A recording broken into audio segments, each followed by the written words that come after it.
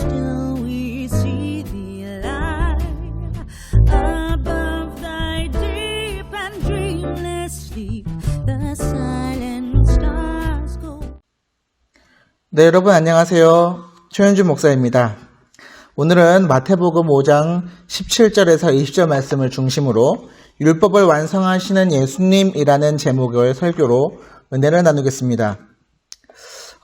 오늘 설교의 중심의 키워드는 율법입니다. 성경에서 나오는 율례와 법도가 나오는데 이 율례와 법도를 줄여서 율법이라는 것입니다.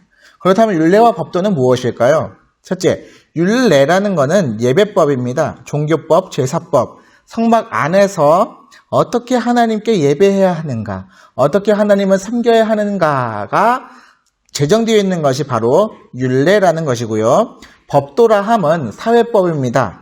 성막 밖에서 사람들과 소통하면서 어떻게 세상 가운데 관계를 형성하고 살아가야 될지에 대해서 지켜야 하는 법을 말하는 것입니다. 자, 그런데 이 성경에서는요, 율법이 하나님의 말씀과 같은 의미, 동의어로 쓰여 있는 걸 여러분 아십니까? 시편 1편 2절 말씀에 오직 여호와의 율법을 즐거워하여 그의 율법을 주야로 묵상하는도다 라고 되어 있는 거 여러분들도 아실 겁니다. 하나님의 말씀으로서의 율법을 의미하기 때문에 이와 같이 말을 하는 것이지요. 자, 이것을 우리가 어떻게 이해해야 하느냐? 우리를 향하신 하나님의 말씀, 그 말씀에 법적 권위가 있다는 거예요. 그리고 그 율법을 지키는 여하에 따라서 지키는지 지키지 않는지에 대해서 상과 벌이 따른다. 그래서 다시 말해서 하나님의 말씀이 법과 같다. 법에 권위가 있다. 법에 따르는 무엇이 있다. 자, 이것으로 인해서 하나님의 말씀을 율법과 동의어로 말하는 겁니다. 자, 그 상벌에 대해서 말하는 게 바로 이 신명기 28장 1절의 말씀이지 않습니까? 내가 내 하나님 여호와의 말씀을 삼가 듣고 내가 오늘 내게 명령하는 그의 모든 명령을 지켜 행하면 내 하나님 여호와께서 너를 세계 모든 민족 위에 뛰어나게 하실 것이라. 자, 여기서 여호와의 말씀을 삼가 듣고 그의 모든 명령이라고 또 나와 있어요. 같은 말이죠. 하나님께서 말씀하시는 게 우리에게 어떻게 해요? 명령하신 거라고요. 하나님의 입에 나온 그 말씀이 우리에게는 명령으로 들리고 그 명령을 지킨다면 그것에 대한 상이 따를 것이다. 그 상이 뭐예요? 바로 이전에 우리가 설교에서 다룬 것처럼 베라카죠.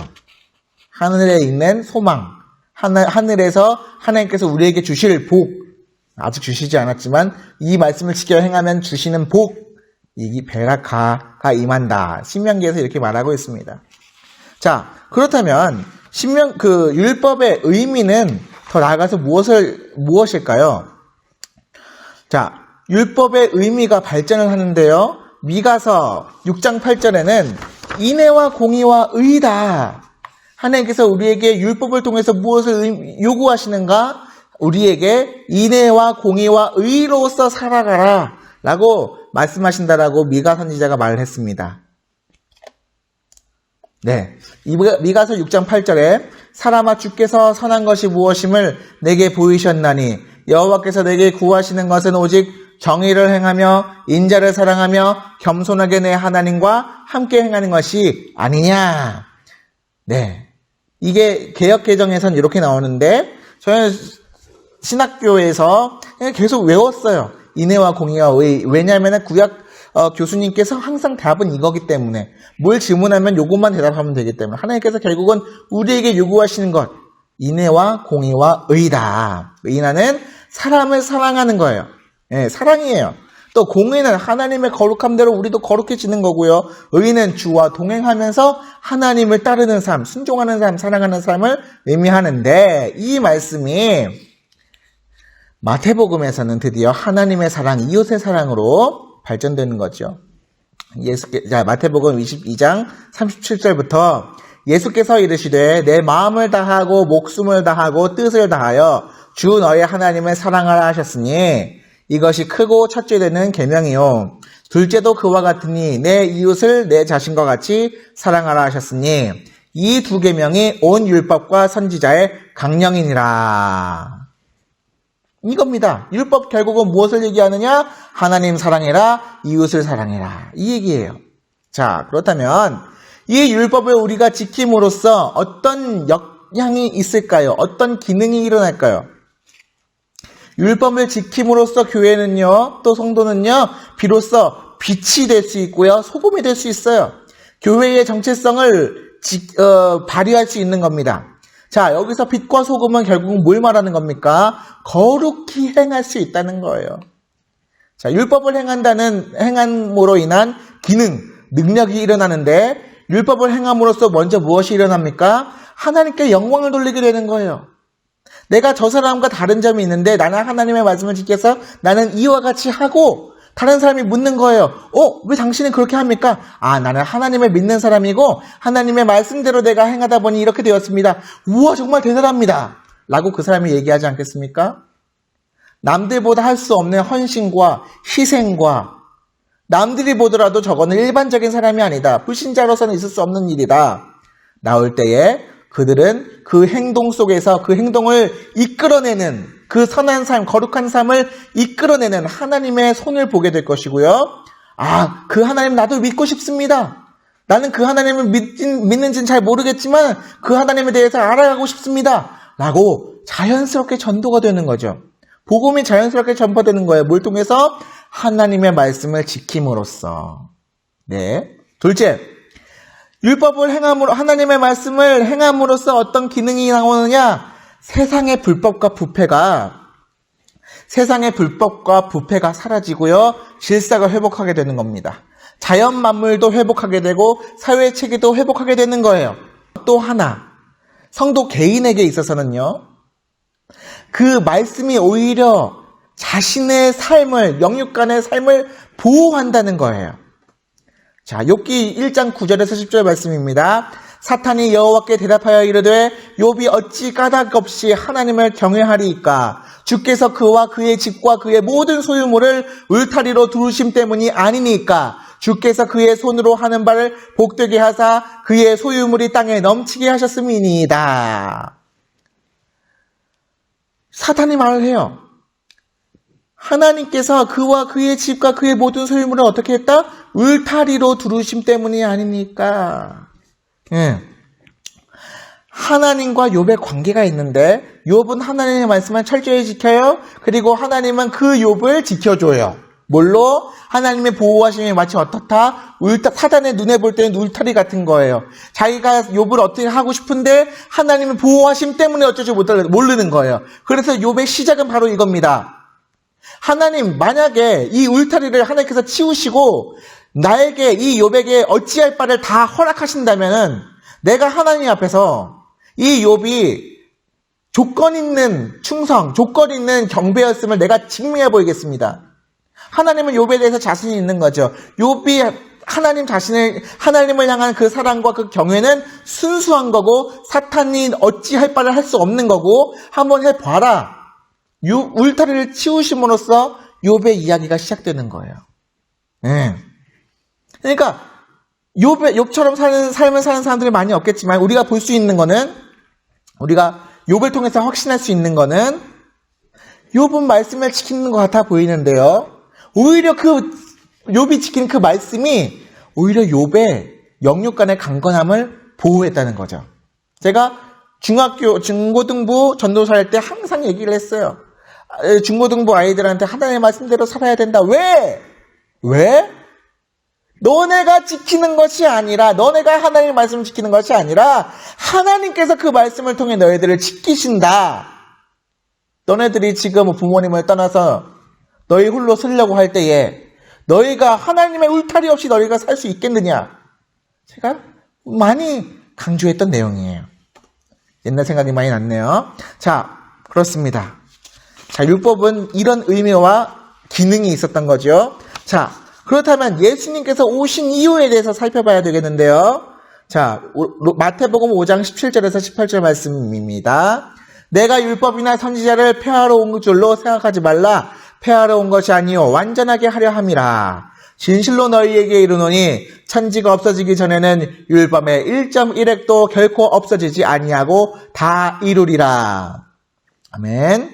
자, 예수님께서 이 땅에 오심이, 자, 저거부터 시작을 하자고요. 예수님께서 왜 이 땅에 오셨습니까? 할 때 예수님의 그 예수라는 이름의 뜻이 뭐예요? 자기 백성을 죄에서 구원할 자예요. 분명한 목적이 있으시잖아요. 그 목적을 이루기 위해서 결국은 어떻게까지 하셨어요? 십자가, 자기 백성을 위해서 십자가의 보혈을 흘리시는데, 십자가를 지심은 어찌입니까? 왜 십자가를 지셨나요? 십자가를 지신 이유는 하나님께서 우리에게 주신 그 율법을 온전히 이루려 함이에요. 네. 우리를 위해 죄를 사하신다는 그 규칙이 있는데, 구약의 규칙인 율법의 말씀대로 6월절에 속죄양이 되셔서 스스로 십자가에 어린 양, 희생당하신 어린 양으로서 우리를 위해 희생을 당하신 거고, 하나님께서는 그 예수님의 피를 보시고 우리의 죄를 넘어가신 겁니다. 우리를 죄 없다 하신 거예요. 우리가 믿을 수 있는 능력이 있어서 하나님께서 우리의 죄를 사하신 것이 아니라, 우리가 예수님의 믿음으로, 우리가 예수님의 그 보혈의 공로를 의지함으로 예수님의 의로우심으로 우리가 죄의 대가를 받지 않는다는 거죠. 그래서 찬양 중에 내가 그 피를 6월절 그 양의 피를 볼 때에 내가 널 넘어서 가리라. 마찬가지예요. 신약에서도 자, 6월절에는 어린 양의 피를 문설주에 발랐을 때 하나님께서 그 피를 보고 거기를 심판하지 않고 넘어가는 것처럼, 갈보리에 갈보리 골고라 언덕 위에 세워지신 그 십자가에 흘리신 피를 보고 하나님께서 그 피와 그 이름을 믿는 우리를 넘어가시는 거예요. 어떻게? 율법에서 말한 바와 같이. 그러니까 결국은 예수님은 십자가상에서 뭘 이루신 거예요? 율법을 어떻게 했어요? 완전히 이루신 거죠. 네. 자, 그렇다면 우리가 오해를 할 수가 있어요. 자, 예수님께서 오시면 율법이 완전히 이루려 하시기 때문인데, 그렇다면 예수님께서 오시기 전에 율법은 온전하지 못한 것이냐? 아니에요. 하나님의 말씀으로 세워진 그 율법은 하나님께서 온전하신 것처럼, 완전하신 것처럼 그 율법도 완전했어요. 그런데 완전하지 못한 것이 있으니 그 율법을 해석하고 적용하고 지키는 사람들, 행하는 사람이 불완전했다는 거죠. 그래서 그 불완전한 사람의 해석과 적용과 행함을 예수님께서 정정하시고, 그 예수님께서 우리를 대신해서 율법의 요구를 모두 충족시키신 거예요. 좀 어려운 말이죠. 예, 분명히 성경에 있는 말씀이고요. 자, 그렇습니다. 그래서 여기 사실은 마태복음 5장 21절에서 7장 27절까지 아주 간단하게 예수님께서 어떻게 보면 업데이트를 하신 거죠. 율법에 대한 해석에 대해서 모세와 그 이후에 오랫동안은 이렇게 지켰는데 나는 너희들에 대해 이렇게 말한다 라고 하시면서, 노하지 말라, 간음하지 말라, 맹세하지 말라, 악한 자를 대적하지 말라, 원수를 사랑하라, 부지함을 은밀하게 하라, 이렇게 기도하라, 외식으로 금식하지 말라, 보물을 하늘에 쌓아두라, 비판하지 말라, 구하라, 찾으라, 두드리라. 네. 자세한 내용을 제가 설교에서 다루지는 않겠습니다. 이 내용들을 하나하나 다뤄주면 너무 길기 때문에 여러분들이 궁금하시면 직접 성경을 보시면서 해설을 또 보셨으면 좋겠습니다. 자, 그러면 우리가 알아야 할 것은 옛 해석과 새 해석이 있어요. 모세 이후에 말한 사람들의 해석 방법이 있고, 예수님께서 친히 산에서 선포하신 새로운 해석이 있어요. 완전하신 해석이 있어요. 그게 뭐예요? 그것이 무엇이 다릅니까? 첫째, 율법을 지키는 이유가 달라요. 어떻게? 옛 해석에서는 어떻게 하면 율법을 어기지 않고 벌을 피할 수 있을까? 그러니까 하나님 앞에 벌을 받지 않기 위해서, 혼나지 않기 위해서 율법을 지키라는 거예요. 그런데 새로운 해석, 예수님께서 하신 새로운 해석에서는 어떻게 하면 하나님께서 원하시는 대로 순종할 수 있을까? 어떻게 하면 하나님을 기쁘시게 해드릴 수 있을까? 이게 다른 거고요. 율법을 지키는 그 정신, 그 마음의 중심이 있는데 그게 뭐예요? 옛날의 해석 방식으로는 자신이에요. 내가 범하면 안 되고 내가 지켜야 되고 내가 해야 되고 오롯이 본인이 중심이 되고 잣대가 되는 거예요. 그런데 새 해석에서는요. 예수님의 해석에서는 하나님 중심이에요. 아까 똑같은 얘기죠. 결국은 이렇게 하면 하나님께서 기쁘시구나. 이렇게 하시면 하나님께서 이렇게 보시는구나. 자, 율법을 지킬 때 중요한 것이 있어요. 옛날 해석에는 뭐예요? 다른 사람의 시선이 중요해요. 나의 잘못이 물론 자신의 양심의 가책이 있겠지만은 다른 사람이 나를 그 율법의 잣대로 고발할 수가 있잖아. 그러니까 다른 사람들 앞에 내 잘못을 드러내지 않았으면 좋겠고 또 나아가서는 다른 사람들을 또 신경을 쓰고 눈치를 보기 때문에 이 율법을 온전히 지킴으로써 뭐가 돼요? 나는 너희들과 달라. 라는 종교적 자부심, 우월감에 사로잡힐 수 있다는 거죠. 그런데 예수님께서 주신 새로운 해석에는 어떻게 되어 있어요? 율법 앞에서 내가 죄인임, 나의 죄와 허물이 드러나는 거예요. 나의 죄와 허물이 드러나고 둘째, 이 율법을 통해서 뭘 이루고자 해요? 내 뜻이 아니라 더 이상 내가 사람들 앞에 어떻게 보일지가 중요한 것이 아니라 내가 이 율법을 통해서 내가 뭘 이루어야지가 중요한 게 아니라 하나님에 대한 뜻이 중요하고 내가 하나님께 어떻게 하면 더 충성할 수 있을까? 사랑할 수 있을까? 어떻게 거룩하게 행할 수 있을까를 생각하는 거룩한 욕구가 드러난다는 거죠. 그리고 더 세 번째 나아가서는 내가 하나님께 이렇게 충만하게 은혜를 받았는데 이 율법을 통해서 내가 나 같은 죄인도 이렇게 살리셨는데 그럼 내가 이 땅 위에서 내 이웃에게 어떻게 행해야 할까? 자연스럽게 이렇게 생각의 순서가 정해지는 거죠. 전혀 다르죠. 네. 결국은 그래서 옛 해석과 새 해석의 가장 큰 특징은 이겁니다. 사람은 외모를 보거니와 하나님은 중심을 보시는 거예요. 그래서 찬송가에서도 하나님 어떻게 보세요? 늘 은밀히 보시는 주님께서 큰 은혜를 베푸신다. 은밀히 보시는 주님께서. 그렇습니다. 자. 세 번째, 우리가 율법을 행하는 것의 중요성에 대해서 살펴보고자 합니다. 네. 19절, 20절 말씀에 그러므로 누구든지 이 계명 중에 지극히 작은 것 하나라도 버리고 또 그같이 사람을 가르치는 자는 천국에서 지극히 작다 일컬음을 받을 것이요 누구든지 이를 행하며 가르치는 자는 천국에서 크다 일컬음을 받으리라. 내가 너희에게 이르노니 너희 의가 서기관과 바리새인보다 더 낫지 못하면 결코 천국에 들어가지 못하리라. 아멘. 자, 여기 20절에서 예수님은 조금 충격적인 말씀을 하시죠. 너희 의가 서기관과 바리새인보다 더 낫지 못하면 결코 하나님 천국에 들어가지 못할 것이다. 다시 말해서 너희가 바리새인과 서기관처럼 하면 너희들은 천국 못 간다 이 얘기예요.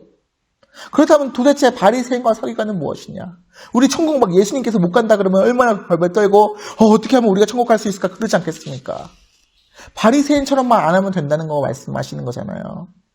그럼 도대체 바리새인 누구냐? 서기관은 좀 제가 안 다룰 거예요. 바리새인을 중심으로 말씀을 드리자면 바리새인의 개념이 이겁니다. 자, 원래 바리새인 되게 훌륭한 사람들이었어요. 포로된 바벨론 땅에서 돌아왔어요. 누구와 함께? 에스라와 함께 돌아왔어요. 그리고 에스라는 부흥운동을 일으키죠.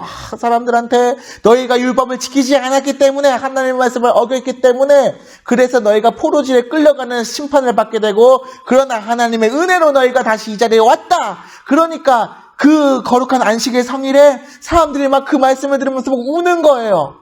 우리가 이렇게 잘못을 했구나. 우리가 하나님의 말씀을 이렇게 지키지 못했구나. 엉엉 우는 거예요. 그런 때 에스라가 얘기하죠. 울지 마라. 오늘은 주일이니 오늘은 여호와의 날이니 여호와를 기뻐하는 것이 우리의 힘이다. 네.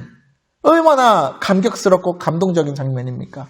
그게 에스라의 부흥운동의 시작이에요.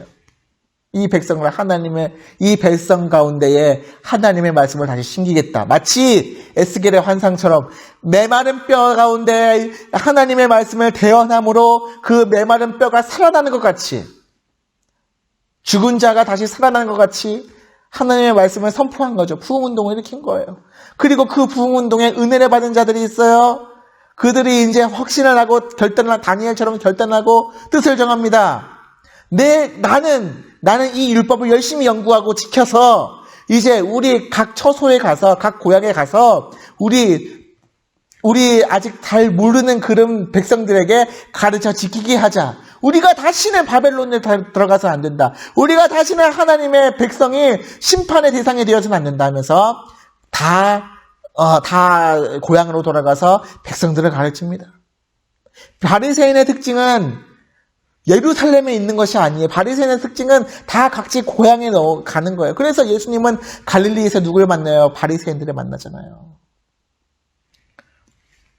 그리고 백성에게 율법을 가르치는 선생들로서 이들이 사람들에게 일컬음받아. 이들의 삶이 정말 율법에 만족되는 그런 삶이다. 이 사람들은 정말 철저하게 율법을 지키는 사람이다. 그래서 거룩히 구별받은 자, 거룩한 사람들, 바리새인이라는 말의 뜻이 바로 이거죠. 거룩한 자들, 거룩히 구별받은 사람들, 이 바리새인인 거예요. 바리새인. 자, 그런데요, 오늘 이 본문 말씀에 예수님의 눈에 비친 바리새인과 서기관, 특히 바리새인은 어떻습니까? 너희 의로움이 그들이 바로 바리새인과 서기관이죠. 그들보다 낫지 않는다면 천국에 들어갈 수 없다. 자, 그렇다면 궁금한 것이 파란색 글씨로 왜 그들은 천국에 들어갈 수 없는가? 제가 좀 정리를 해봤습니다. 지금의 바리새인들의 삶의 특징이 뭐냐면 백성들에게 엄격한 율법의 잣대를 들이대는 거예요. 너 이거 왜 안 지켰어? 이 율법, 하나님의 말씀은 백성들을 사랑하고 백성들에게 하나님의 사랑을 전달하는 그 말씀인데 심판의 대상이 되는 거예요. 심판의 기준이 되는 거죠. 정죄의 기준이 되는 거예요. 그리고 어떻게 해요? 아까 말씀드렸다시피 자신의 신앙, 나는 이 율법 말씀을 다 지키기 때문에 나는 저들보다 우월해. 그래서 누가복음에서도 바리새인이 세리 옆에서 기도하잖아요. 나는 저 세리와 낫지 않으면 감사합니다. 왜? 일주일에 2번씩이나 금식하고 11조를 드리고 어쩌고 이러쿵저러쿵. 나는 이렇게 다 율법의 말씀을 지키기 때문에 나는 저 세리보다 나은 사람임을 하나님께 감사드립니다. 네. 둘째, 정작 그 바리새인들은요, 그 엄격한 잣대를 자신의 삶에 들이대지 않아요. 이걸 우리가 뭐라 그래요? 내가 하면 로맨스, 남이 하면 불론. 줄여서 내로남불이라고 하지 않습니까? 이런 사람들은 우리가 뭐라고 합니까? 위선자. 왜? 선하게 위장하는 사람들, 선하지 않아요. 이들의 본심, 이들의 정체는 선하지 않은데 사람들한테 보일 때 쇼윈도우처럼 드러내는 거예요. 난 이렇게 선해하고 드러내는 거예요. 그들이 말하는 율법이란 이렇게 전략하는 거죠. 나의 선함이 위장될 수 있는 도구, 수단, 이렇게 되는 겁니다. 또 예수님께서는 이들을 뭐라 그래요? 회칠한 무덤, 외식하는 자요. 회칠한 무덤이로다. 우리나라 무덤은 땅을 파고 거기에 관을 묻고 이렇게 땅을 닫지만 이스라엘 지역에 가나안 지역은 돌이 많아서 이게 땅을 팔 수가 없어요. 돌을 깎아내는 거지. 그래서 여러분 돌무덤 아시잖아요. 성경을 아시는 분들은 다 알잖아요. 나사로야 나오너라 할 때의 그 무덤. 네. 근데 옛날에는 그 무덤에다가 회칠을 할 필요가 없지만 회칠했다는 거예요. 그럴싸해 보이게. 바리새인의 삶이 바로 그런 이쁘장하게 단장한 채색 옷을 새색으로 단장한 무덤이라는 거죠. 그러나 그 무덤은 겉보기엔 번지르르 하나, 그러나 안에는 송장이 썩고 있는 거예요. 왜? 겉으로는 하나님의 구별된 거룩한 사람이네, 안으로는 그 죄가 썩고 있는 겁니다. 예수님이 그걸 지적하신 거예요. 결국 그들은요, 율법을 가르친다면서 율법대로 행하지 않는 사람이에요. 언행불일치. 그래서 그들은 하나님의 말씀을 행하지 않기에 그들은 천국에 들어갈 수 없다. 이것이 바로 예수님의 말씀입니다. 저는 이 말씀을 읽으면서 사실은 많이 마음에 찔렸습니다. 저 안에서도 사실 바리새인의 모습이 자꾸 드러나고요. 우리 모두의 모습에서 사실은 바리새인의 모습이 드러난다는 것 아십니까? 우리가 항상 한국교회가 위기입니다. 교회가 위기입니다. 막 세상이 걱정합니다. 얘기하잖아요.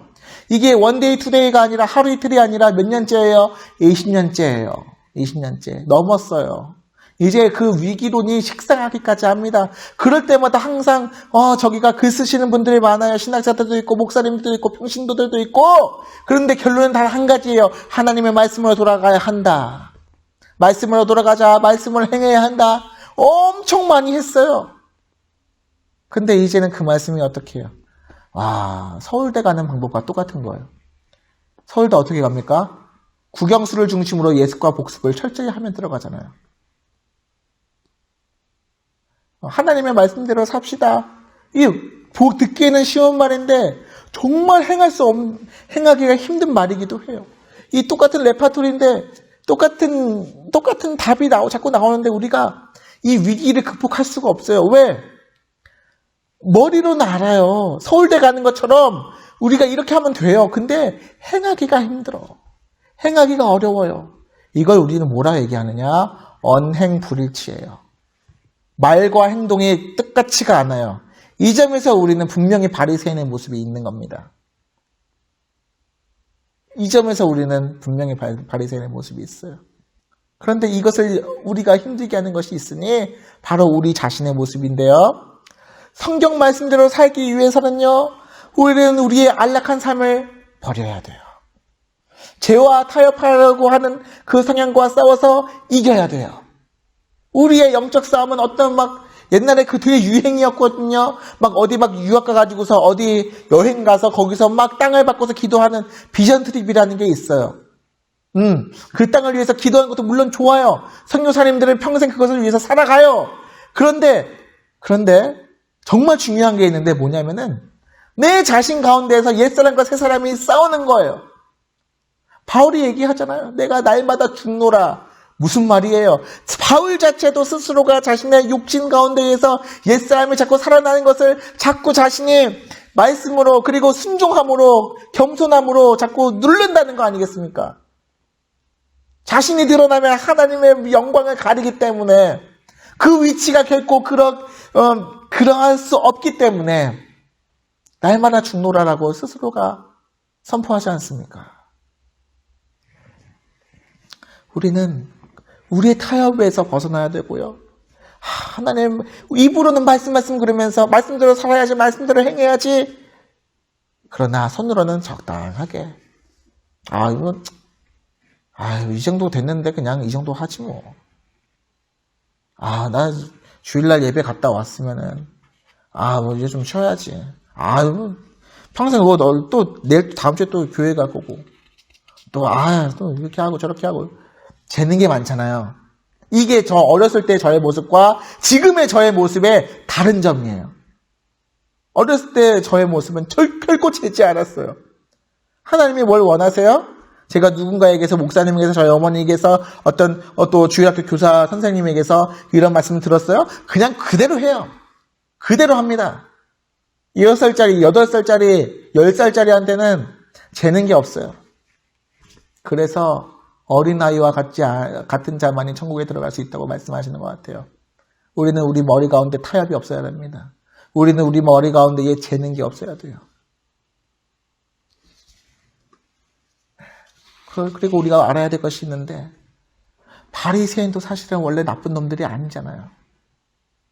아까도 말씀드렸다시피 에스라 부흥운동 이후에 정말로 뜨거운 열심과 철저한 순종이 있었어요. 그래서 바리새인들이 스스로가 바리새인이라 얘기한 게 아니라 백성들로부터 존경을 받고 흠모함을 받아서 저 거룩한 사람들한테 내가 하나님의 말씀을 들어야겠다. 그렇게 되어서 한때는요 유대 민족의 희망이었어요. 정말 흠모의 대상이고 존경의 대상이고 하나님의 기쁨이었습니다. 그러나 세월이 지나고 뜨거운 뜻과 열정이 사라져요. 그럼 뭐가 남냐면요. 형식만 남게 됩니다. 의미가 사라지고 형식만 남아요. 그리고 그 남은 형식만 갖춰져서 어떻게 돼요? 엄격한 율법만 잣대로서 성도들을 정죄하는 겁니다. 하나님 말씀대로 살아야지. 하나님 말씀대로 왜 못 살아? 정죄하는 거예요. 그러면서 내가 이렇게 정죄하는 것은 나는 그것을 정죄할 수 있는 권위가 있고 우월해. 난 바리새인이잖아. 난 너희들을 가르치는 교사잖아. 이겁니다. 이러한 죄가 나중엔 어디까지 드러나느냐. 정말 율법을 지킨다고 하는 사람들, 바리새인들이 율법의 말씀대로 오신 하나님의 아들을 몰라봐요. 왜? 그 마음속에 회칠한 무덤같이 외식하는 자들이 말씀 그러면서 하나님의 말씀으로 오신 예수님을 알아보지 못해요. 자신의 죄가 그만큼 자신의 눈을 가리었기 때문이에요. 결국은 그 자를 십자가에 못 박아라. 바라바를 풀어주고 예수님을 못 박아라. 유월절 율법 교사들이 율법의 예식대로 예수님을 십자가에 못 박습니다.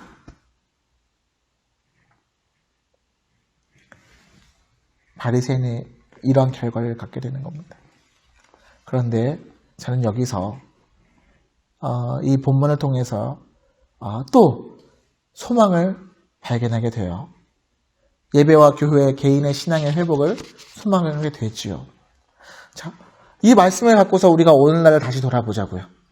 코로나19의 재확산 이후에 우리가 아직도 여전히 우리는 예배 드리는 자유가 없어요. 그렇죠? 우리 수요 예배는 여전히 이렇게 영상으로 드리게 되지 않습니까? 예배 드릴 수 있는 자유가 빼앗기고요. 예배가 빼앗긴 거예요. 우리의 처음 믿었을 때의 열심과 이러한 땀과 이런 것들이 다 사라지고요. 우리가 왜 그렇게 공예배에 열심을 냈느냐. 이 형식마저 사라질까봐 두려웠던 것일지도 몰라요. 그런데 하나님은 이 코로나19를 통해서 뭘 해요? 우리가 남아있었던 이 공예배라는 형식마저 가져가 버리시는 거예요. 저는 그렇게 생각을 했어요. 그런데요, 오히려 이 형식을 빼앗겼을 때, 우리가 뭘 잘못했을까? 우리가 뭘 잘못했지? 우리가 하나님 앞에 뭘 잃어버렸을까? 고민하는 시간을 갖게 되잖아요. 우리 어제까지, 저번 주까지는 우리가 정말로 예배 다 드리게 됐는데, 결국 이 지경까지 오게 되는구나. 정부를 갖고서 막 뭐라고 얘기할 것이 아니라, 누구 다른 확진자를 갖고서 뭐라 하는 것이 아니라, 우리가 예배를 못 드리게 되는 것은 하나님께서 그만한 까닭이 있으시겠구나. 라고 시간이 지나면서 돌이키게 되는 거예요. 한 주 한 주 예배를 자유롭게 드리지 못할 때에 예배에 드리고자 영적인 갈급함이 분명히 이 영상을 통해서 설교를 들으시는 여러분들도 분명히 여러분들의 영혼에는 갈급함이 오히려 더 생겼을 거예요. 저는 그랬거든요. 그때 뭐가 일어납니까? 회개해야 돼. 각성해야 돼. 이거는 아닌 것 같아. 돌아보게 되고 성찰하게 되고 회개의 시작이 되는 거죠. 그래서 이런 거룩한 영혼의 욕구가 다시 일어나는 거예요. 우리가 비록 지금 온전한 예배를 드리지 못하고 우리가 크리스찬이라고 자랑스럽게 우리가 얘기하지 못하고 마치 죄인처럼 이렇게 피해 다니고 그렇지만 다시 예배가 회복되면 신앙에 열심을 내야겠다. 말씀을 적극적으로 묵상해야겠다. 우리의 삶에서 하나님께 어떻게 하면 영광을 돌릴 수 있을지를 고민해야겠다. 그리고 내 이웃을 내 몸과 같이 살아가는 것이 무엇인지 고민해봐야겠다. 그리고 무엇보다 행해야겠다. 재지 말고 그냥 하나님께서 하라 하시면 해야겠다. 네, 그렇습니다. 그래서 결론입니다. 우리에게 만약에요, 이 율법, 우리가 하나님의 말씀을 행하는 열심히 회복될 때에 어떤 일이 일어나느냐? 첫째, 우리 안에 있는 바리새인과 싸울 수 있어요. 우리 안에 있는 그런 옛사람과 싸울 수 있는 거예요. 그리고 어떻게 해요? 이길 수 있는 거예요. 왜? 우리가 하나님께서 만약 우리에게 이 교회와 이 예배를 다시 회복시킨다면 내가 진짜 하나님 앞에 정말 거룩한 예배 드리겠습니다. 내가 나 자신에게도 부끄럽지 않은 예배 드리겠습니다. 내가 정말 마지막이라고 생각하고 내가 하나님 앞에 내 모습이 좀 회복되고 싶습니다. 내가 누군가에 다투고 내가 누군가와 싸웠던 그 모습이 예배의 참모습이 아니라 그것에 개의치 아니하고 같이 예배를 드릴 수 있는 그런 성도라면은 내가 그런 거 상관하지 아니하고 내가 하나님 앞에 진짜 온전하게 드리겠습니다. 바리새인의 모습이 사라지게 되는 거예요. 둘째, 교회와 성도들이 그와 마찬가지로 회복되는 거예요. 정말로 회복되는 거예요. 단지 내가 말씀을 행하고자 하는 결단에 섰을 때에 하나님께서 분명히 그러한 교회와 성도들의 회복할 수 있도록 하실 거예요. 그럼 왜? 우리는 이미 준비가 다 된 거예요. 하나님, 이 가물어 메마른 이 우리의 마음에 탄비를 내리시듯 이 메말라붙은 이 수풀에 불을 지르시듯 성령께서 이제 운행하실 때가 됐습니다. 성령께서 이 교회에 운행하시고 이 교회에 역사하실 때가 되었을 줄로 확신합니다. 제가 이 코로나19 이후에 감히 이 교회에 분명히 영적인 각성이 일어날 거다. 분명히 우리가 주 앞에서 회개함으로써 우리가 주 앞에서 다시 회복되는 역사가 있을 것이다. 네, 그런 확신이 듭니다. 저 개인적인 확신입니다만 저는 그것을 위해서 기도를 하고 있습니다. 셋째, 영혼이 잘된 사람들은 범사가 잘 될 수밖에 없어요. 여의도 순복음교회 조영기 목사님 젊으셨을 때 항상 하셨던 말씀이잖아요. 내 영혼이 잘못된 것 같이 범사가 잘 되기를 원하노라. 순서가 중요하다는 거 아시지요? 영혼이 잘 돼야만이 범사가 잘 돼요. 범사부터 잘 됐으면은 영혼이 그 범사가 잘 된 것이 정말 잘 된 거 아니에요. 하나님께서 분명히 초신자 때는 범사에 잘 되기도 하시지만 그러나 하나님께서 요구하시는 것은 신앙의 성장입니다. 다시 주신 분도 하나님이시고 거두신 분도 하나님이시고 그 하나님의 손이 아니고 하나님 자체로 만족할 수 있는 그 신앙으로 올려놓기 위해서는 그 초반에 범사가 잘 된 것에 대해서 가져가시는 분도 하나님이세요. 그래서 성도들에게 각 사람에게 내가 줄인데도 처할 줄 알고 내가 부한데도 처할 줄 알고 내가 내게 능력 주시는 자 안에서 모든 것이 능하는구나. 내가 할 수 있는 것이구나. 깨닫게 하시기까지 하나님은 그 성도들을 결코 가만 내버려 두시지 않으시는 하나님이십니다. 하나님은 성도가 구원을 받을 때까지 오래 참으시는 하나님이시기 때문이지요. 네, 그렇습니다. 네, 여기까지가 오늘 준비한 설교의 내용이었습니다. 여러분, 우리가 하나님 앞에서 참된 예배와 순종이 회복될 때에 우리의 범사도 잘 되고요. 또한 그렇게 해서 우리의 교회된, 우리의 성도됨이 온전히 하나님께 예배가 될 수 있도록 예배가 될 수 있는 그런 날이 오기를 주님 앞에서 소원합니다. 감사합니다.